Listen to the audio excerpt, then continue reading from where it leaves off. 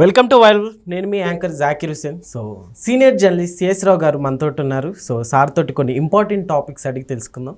Hi sir, నమస్తే. నమస్తే. Amaravati tech ఒక స్వర్గదాయకంగా మారబోతుందా అంటే ఏమంటారు సార్? ఈ అమరావతి అనగానే అది నిజంగానే చంద్రబాబు నాయుడు గారు ఏం చెప్తున్నారంటే దేవతల రాజధాని అని చెప్తున్నారు. ఎస్. సరే, దాన్ని కొంతమంది రకరకాలుగా మాట్లాడారు. శ్మశానం అన్నారు, ఎడారి అన్నారు, కమరావతి అన్నారు, రకరకాలుగా చెప్పారు దాని గురించి.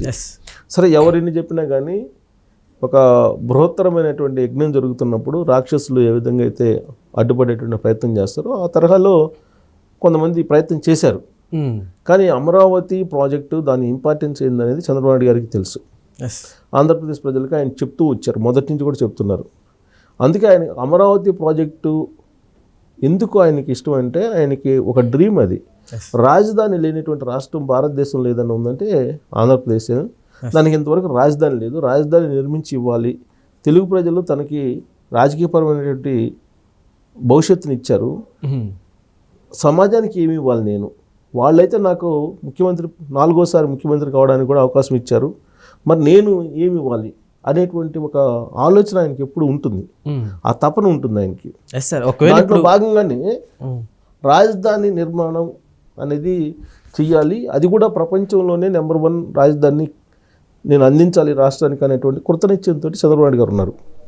అందుకే ఆయన అనేక మంది అనేక రకాలుగా రాజధాని గురించి అన్నప్పటికీ కూడా ఆయన దాని మీద ఎంత ప్రేమ ఉందో ప్రతిపక్ష నాయకుడిగా ఉన్నప్పుడు అక్కడికి వెళ్ళి శంకుస్థాపన చేసిన ప్రాంతానికి వెళ్ళి అక్కడ ఆయన సాష్టాంగ నమస్కారం చేసి దాని మీద ఉన్నటువంటి ప్రేమ, దాని మీద ఉన్నటువంటి అభిమానం, దాని మీద ఉన్నటువంటి చిత్తశుద్ధిని ఆయన ఆ రోజు చూపించారు. అధికారంలోకి వచ్చారు. అధికారంలోకి వచ్చిన తర్వాత ఇమీడియట్గా రాజధాని పునర్నిర్మాణానికి పనులకి ఆయన శ్రీకారం చుట్టారు. ఇలాంటి సమయంలో ఆ రాజధాని ఇవాళకి కూడా రకరకాల కోణంలో నుంచి చూపించేటువంటి ప్రయత్నం కొంతమంది చేస్తున్నారు. అయినప్పటికీ కూడా ఆ రాజధానికి ప్రపంచవ్యాప్తంగా ఇప్పటికే ఒక పేరు వచ్చేసింది. అవును. ప్రపంచవ్యాప్తంగా ఉన్న పారిశ్రామికవేత్తలు, ఇండస్ట్రీస్టులు, వాణిజ్యవేత్తలు, మేధావులు, టెక్ దిగ్గజాలు అమరావతి వైపు చూస్తూ ఉన్నాయి. సార్, అయితే ఇప్పుడు అసలుకి ఈ 3 రాజధానుల కాన్సెప్ట్ రాకుండా ఉన్నట్లయితే రాజధాని అమరావతిగానే కంటిన్యూ అయినట్లయితే సో ఎంతవరకు ఉండేది సార్? అసలు ఎట్లుండేది? సో ఇవాళ అసలు హైదరాబాద్ కన్నా కంపేర్ చేస్తే కనుక ఇంకా ఎక్కువ ముందుండేది. అది ఆ విషయం నేను చెప్పడం కాదు, కేసీఆర్ గారే చెప్పారు కదా ఇండైరెక్ట్గా. అమరావతి ప్రాజెక్ట్ కూలిపోయినందువల్ల మనకు హైదరాబాద్ బాగుందని చెప్పి ఆయన అనేక సందర్భాల్లో చెప్పారు కదా. సో అమరావతి ప్రాజెక్టు కనుక అలానే ఉన్నట్టయితే చంద్రబాబు నాయుడు గారు 2019లో మళ్ళీ తిరిగి వరుసగా 2వ సారి అధికారంలోకి వచ్చినట్టయితే వేరే లెవెల్లో ఉండేది అమరావతి. అది ఖచ్చితంగా వేరే లెవెల్లో ఉండేది. మరో సింగపూర్ లాగా నేను తయారు చేస్తానని చెప్పి ఆయనే చెప్పాడు కదా. సో కాబట్టి మనం ఊహించని విధంగా దాని డెవలప్ జరిగి ఉండేది. సరే, ఆంధ్రప్రదేశ్ ప్రజలు ఆయన్ని వద్దనుకున్నారు 2019లో. తర్వాత ఏం జరిగిందో చూశారు, మళ్ళీ రియలైజ్ అయ్యారు, ఆయన మళ్ళీ గెలిపించారు. ఇప్పుడు మళ్ళీ పునర్నిర్మాణం చేయడానికి ఆయన సిద్ధమవుతున్నారు. ప్రజల మద్దతు కూడా ఉంది. ఎందుకు ఆ మాట చెబుతున్నారంటే మళ్ళీ 46,000 ఎకరాలు తీసుకోవడానికి సిద్ధమవుతున్నటువంటి క్రమంలో ఆల్రెడీ 36,000 ఎకరాలు ఇవ్వడానికి రైతులు ముందుకు వచ్చారు. ఓకే. సో అంటే అక్కడ ఉండేటువంటి ప్రజలు, అక్కడ ఉండే రైతులు మద్దతు ఇస్తున్నారు ఆయనకి. సో అలాంటి సమయంలో ఎవరో ఏదో అమరావతి గురించి అన్నారని, ఎవరో ఏదో ప్రేలాపల్లో మాట్లాడుతున్నారని పట్టించుకోవాల్సిన అవసరం లేదు. బ్రాండ్ క్రియేట్ అవుతున్నటువంటి సమయం ఇది. అమరావతికి, ఆంధ్రప్రదేశ్కి బ్రాండ్ ప్రపంచవ్యాప్తంగా క్రియేట్ అవుతున్నటువంటి సమయం. టెక్ దిగ్గజాలన్నీ కూడా అటువైపు చూస్తున్నాయి. దాంట్లో భాగంగానే ఎన్విడియా అనేది ప్రపంచంలోనే నెంబర్ 1 కంపెనీ టెక్నాలజీ పరంగా. ఎన్విడియా కంపెనీ ఒప్పందం కుదుర్చుకుంది ఆంధ్రప్రదేశ్ ప్రభుత్వంతో. ఆర్టిఫిషియల్ ఇంటెలిజెన్స్కి సంబంధించినటువంటి కేంద్రాలని దాదాపుగా 6 కేంద్రాలు పెట్టడానికి ఒప్పందం కుదుర్చుకుంది ఆంధ్రప్రదేశ్ వ్యాప్తంగా. అమరావతిలో కేంద్ర కార్యాలయం పెట్టడానికి నిర్ణయించుకుంది ఇండియాలో. సో ఎన్విడియా అనేది ఒక పెద్ద కంపెనీ, అమెరికా బేస్డ్ కంపెనీ అది ఎన్విడియా అనేది. అది ఇప్పుడు నిన్నే ఒప్పందం కుదుర్చుకున్నారు లోకేష్ గారితో. దాదాపు 10,000 మంది ఉద్యోగులు దాంట్లో పనిచేయడానికి అవసరం అవుతారని చెప్పి అంటున్నారు.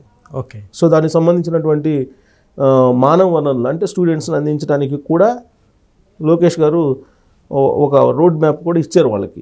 ఒప్పందం ఆన్ పేపర్ ఒప్పందం కుదిరింది. సో ఎన్విడియా వచ్చింది. ఎన్విడియా రాగానే ఇప్పుడేంటి గూగుల్ వాళ్ళు మేము కూడా పెడతామని చెప్పి వస్తున్నారు. గూగుల్ గురించి ప్రత్యేకంగా చెప్పాల్సిన అవసరం లేదు కదా, టెక్నాలజీలో టాప్ కంపెనీ గూగుల్.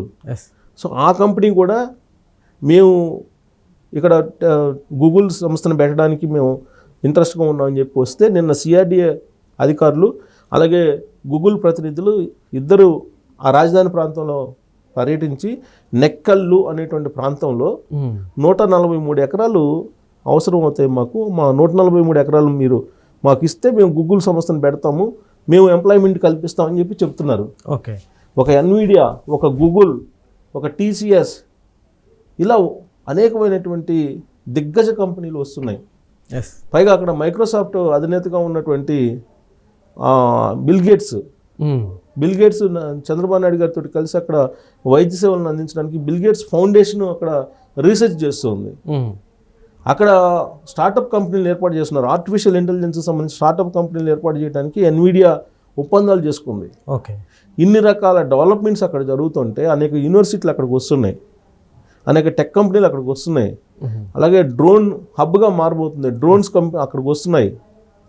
ప్రపంచంలోనే మొత్తం ఆర్టిఫిషియల్ ఇంటెలిజెన్స్కి కేంద్రంగా అమరావతి తీర్చిదిద్దాలి అనేటువంటి ఉద్దేశంతో లోకేష్ అలాగే చంద్రబాబు నాయుడు గారు ఇద్దరు అనేక ఒప్పందాలు దిగ్గజ కంపెనీలతోటి ఒప్పందాలు చేసుకుంటున్నారు. Yes sir. అయితే ఇప్పుడు గతంలో టీడీపీ హయాంలో ఉన్నప్పుడు అమరావతిని అనౌన్స్ చేశారు. తర్వాత ప్రభుత్వం చేంజ్ అవ్వగానే మళ్ళీ వైసీపీ వచ్చి రాజధాని తీసేసింది. నెక్స్ట్ అలాంటి పరిణామం ఏమన్నా జరగచ్చు అనుకోవచ్చా సార్? అంటే పరిణామం ఒకవేళ జరిగినప్పటికీ కూడా అమరావతిని చేంజ్ చేసే అవకాశాలు ఏమన్నా ఉంటాయి అంటారా? ఇప్పుడు ఈసారి అలాంటి జరగకుండా ఉండడానికి చంద్రబాబు గారు ముందస్తు జాగ్రత్త తీసుకుంటున్నారు. ఎందుకంటే ఒకసారి ఏం జరిగిందని చూసిన తర్వాత ఆయన మరోసారి అది తప్పు జరగనివ్వకుండా ఉండేలాగా ఆయన చట్టాన్ని రూపొందిస్తారు. ఓకే, పరిస్థితులను కూడా క్రియేట్ చేస్తారు. అందుకే దాంట్లో భాగంగానే ఆల్రెడీ రాజధానికి సంబంధించిన నిర్మాణం జరిగిపోతుంది. అలాగే అనేక కంపెనీలు వస్తున్నాయి. కంపెనీలు వచ్చిన తర్వాత కంపెనీలు ఎవరు తీసేయలేరు కదా. అవును, వన్స్ కంపెనీలు రన్ అయిన తర్వాత ఇప్పుడు హైదరాబాద్ ఉంది, హైదరాబాద్లో అనేక కంపెనీలు వచ్చాయి. కంపెనీలు వచ్చిన తర్వాత ప్రైవేట్ కంపెనీలు వాటికి వాళ్ళు రన్ అవుతున్నారు, ఎంప్లాయ్మెంట్ ఇస్తున్నారు, నడిచిపోతుంది. ఆ కంపెనీలను మూసేయమని చెప్పి ప్రభుత్వం చెప్తే అక్కడ ఉన్నట్టు ఎంప్లాయీస్ తిరుగుబడతారు కదా. సో కాబట్టి భవిష్యత్తులో ఒకవేళ ప్రభుత్వం మారినా మళ్ళీ ఈ సెటప్ అనేది కదిలించకుండా ఉండేలాగా చంద్రబాబు నాయుడు గారు జాగ్రత్త పడుతున్నారు. ఓకే, దాంట్లో డౌట్ లేదు. ఇప్పుడు రాజధానికి కూడా గెజిట్ ఇప్పించాలని ప్రయత్నం చేస్తున్నారు. ఇప్పటివరకు గెజిట్ లేదు, కేంద్ర ప్రభుత్వం గెజిట్ ఇవ్వాల. అమరావతి రాజధాని అని గెజిట్ ఇవ్వాల, అమరావతి రాజధాని అని చెప్తున్నారు. కేంద్ర ప్రభుత్వం నుంచి ఇంకా గెజిట్ రాలా, అది కూడా వస్తుంది. చట్టబద్ధత చేసి పార్లమెంట్లో ఆమోదింపజేయాలి, అది కూడా చేస్తున్నారు. సో కాబట్టి మళ్ళీ గతంలో లాగా 3 రాజధానులు అనేటువంటి కాన్సెప్ట్ ఉండదు, ఉండే అవకాశమే ఉండదు, ఛాన్స్ లేదు. ఉండకుండా చంద్రబాబు నాయుడు గారు ఏం చేస్తున్నారంటే అభివృద్ధిని డీసెంట్రలైజ్ చేస్తున్నారు. ఎలా? ఇప్పుడు నిన్ననే నీతి ఆయోగ్ సమావేశం జరిగింది. నీతి ఆయోగ్ సమావేశంలో చంద్రబాబు నాయుడు గారు ఏం చెప్పారు, అక్కడ ఉండే ఉత్తరాంధ్ర ప్రాంతాలన్నిటికీ కలిపి ఆర్థిక పరమైనటువంటి కేంద్రంగా విశాఖపట్నాన్ని తయారు చేయాలని చెప్పేసి ప్రత్యేకమైనటువంటి ప్రణాళికను తయారు చేశారు. అక్కడ విశాఖని ప్రత్యేకమైన ఆర్థిక రాజధానిగా చేస్తే కనుక అక్కడ డెవలప్ అవుతుంది, ప్యారలల్గా అమరావతికి ప్యారలల్గా వైజాగ్ డెవలప్ అవుతుంది. అలాగే రాయలసీమ వచ్చేటప్పటికి ఆధ్యాత్మిక రాజధాని మనకు కనిపిస్తుంది తిరుపతి, అక్కడ ఆల్రెడీ డెవలప్మెంట్ జరుగుతుంది. కర్నూలు ఉంది, కర్నూలులో ఆల్రెడీ గ్రీన్ ఎనర్జీ ప్రాజెక్ట్స్ బోల్డ్ అన్నీ వస్తున్నాయి అక్కడ. తర్వాత ఈ కార్ల కంపెనీలు ఇవన్నీ హార్డ్వేర్కి సంబంధించినవి అన్నీ అక్కడ వస్తున్నాయి. అంటే అభివృద్ధి అన్ని చోట్ల జరుగుతుంది కాబట్టి ఇంకా మీకు ప్రాంతీయ తత్వాలు అనేది ఉండవు. ఎక్కడైతే అభివృద్ధి బాగా ఉంటుందో అక్కడ ఈ ప్రాంతీయ తత్వాలు, మతతత్వాలు, కులతత్వాలు ఇవన్నీ ఉండవు, రావు కూడా. ఎందుకంటే అందరికీ కావాల్సినంత పని ఉంటుంది. పని ఉన్నప్పుడు ఎవరు కొట్లాడుకోవాలనుకోరు. పని లేనప్పుడే కదా, ఐడియల్ మైండ్స్ ఆర్ డెవిల్స్ అంటారు. పని లేనప్పుడే ఇవన్నీ వచ్చేది. సో కాబట్టి అందరికీ పని కల్పించేటువంటి విధంగా టార్గెట్ పెట్టుకు దాదాపు 20 లక్షల ఉద్యోగాలు కల్పిస్తానికి సిద్ధపడ్డారు. ఇప్పుడు ఆల్రెడీ 10 లక్షల కోట్ల రూపాయల పెట్టుబడులు వచ్చాయి, దానికి సంబంధించినటువంటి అగ్రిమెంట్లు అయ్యాయి. తద్వారా దాదాపు 8.5 లక్షల ఉద్యోగాలు వస్తాయని చెప్పి అంటారు ఇప్పటి వరకు ఏడాది కాలంలో. సో ఇంకా రాబోయేటువంటి 4 సంవత్సరాల్లో కూడా ఇదే ఇంకా స్పీడ్ అవుతుంది కదా. సో ఆ స్పీడ్ అయినప్పుడు ఉద్యోగాలు వస్తున్నప్పుడు నీకు అసలు ఎవరైనా చెప్తే వినేటువంటి సమయం కూడా ఉండదు వాళ్ళకి. Yes sir. ఎవరి పని వాళ్ళు చేసుకుంటుంటారు. అయితే సార్ ఇప్పుడు చంద్రబాబు నాయుడు గారి అభివృద్ధిని అడ్డుకోవడానిక ఇట్లా అంటే కమ్మరావతి అన్నట్లుగా ఇప్పుడు అపోజిషన్ పార్టీ వాళ్ళు కావచ్చు, సో ఇలాంటి కామెంట్స్ ఇప్పుడు రకరకాల ఇప్పుడు చేస్తున్నారు. ఇప్పుడు తాజాగా కూడా వేరే వాళ్ళు వేరే విధంగా కామెంట్ చేశారు. వాళ్ళ సొంత ఛానల్స్లో వేరే విధంగా కూడా కామెంట్ చేశారు.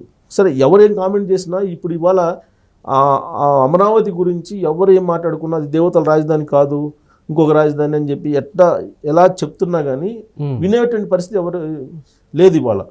ఎందుకంటే ఆల్రెడీ పునర్నిర్మాణం జరుగుతుంది, దాన్ని అభివృద్ధిని ఎవరు ఆపలేరు. ఎందుకంటే 60,000 కోట్ల రూపాయలకు సంబంధించిన టెండర్లు అయిపోయినాయి, అక్కడ వర్క్ జరుగుతుంది.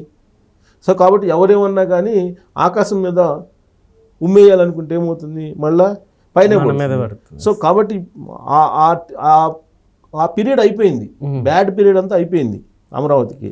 ఇప్పుడేంటి ప్రపంచంలోనే పేరుగాంచినటువంటి టెక్ కంపెనీలు గూగుల్, IBM, TCS, గూగుల్ ఇవన్నీ వస్తున్నాయి ఇప్పుడు, ఎన్విడియా ఇవన్నీ వస్తున్నాయి, ఒప్పందాలు కుదుర్చుకున్నారు, మన కళ్ళకు కనిపిస్తుంది కదా. సో కాబట్టి ఇంకెవరు ఆపలేదు దాన్ని. అది రాబోయే రోజుల్లో ప్రపంచానికే ఒక ఆర్టిఫిషియల్ ఇంటెలిజెన్స్ కేంద్రంగా కాబోతుంది, అది కేంద్రం కాబోతుంది. అందరూ అటువైపు చూసేటువంటి పరిస్థితి వస్తుంది. ఇది కనిపిస్తుంది ఆ ఒప్పందాలను చూస్తే కనుక. సో కాబట్టి రాబోయే రోజుల్లో టెక్ కేంద్రంగా ప్రపంచానికి అమరావతి ఉండబోతుందని చెప్పి మనం చెప్పచ్చు. Okay sir, thank you.